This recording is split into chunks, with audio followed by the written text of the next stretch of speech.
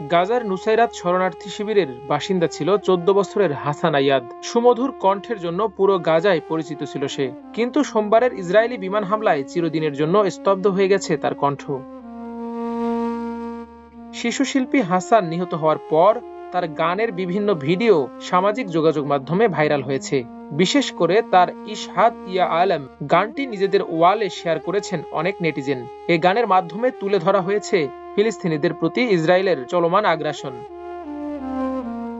গানটির মধ্যে বলা হয়েছে, যুদ্ধ বিমানের মাধ্যমে ভূমি ও সাগর থেকে বিমান হামলায় আমরা মৃত্যুর স্বাদ পাই। তারা সীমান্ত সংযোগ বন্ধ করে দিয়েছে, ক্ষুধায় মরছে মানুষ। তাদের অপরাধের সাক্ষী থেকে বিশ্ব। তাদের ধ্বংসযজ্ঞের মধ্যে আরবরা শান্তিতে নিদ্রায় রয়েছে।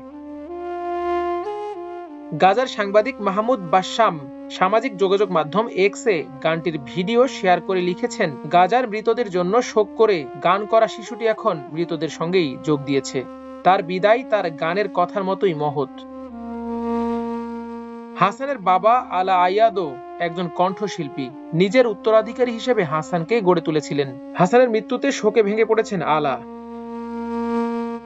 সামাজিক যোগাযোগ মাধ্যমে অধিকার কর্মী আলী আবু রিজক লিখেন, হাসান আয়াদ এক ছোট শিশু। শরণার্থী শিবিরে অনাথ ও আহতদের গান গেয়ে আনন্দ দিত সে। চরম দুর্দশার মধ্যেও তার গানে আশা পেত মানুষ। ইসরায়েল আজ ঠান্ডা মাথায় তাকে হত্যা করেছে। তিনি লিখেছেন, ভুলবশত তাকে হত্যা করা হয়নি, বরং পূর্ব পরিকল্পনা মাফিক তাকে খুন করা হয়েছে। কেননা তার গানের মাধ্যমে মানুষের মাঝে সে আশা তৈরি করত। রকেট তৈরির থেকেও মানুষের মনে আশা তৈরি ইসরায়েলের জন্য বিপজ্জনক ছিল। মাল্টিমিডিয়া ডেস্ক, আমার দেশ।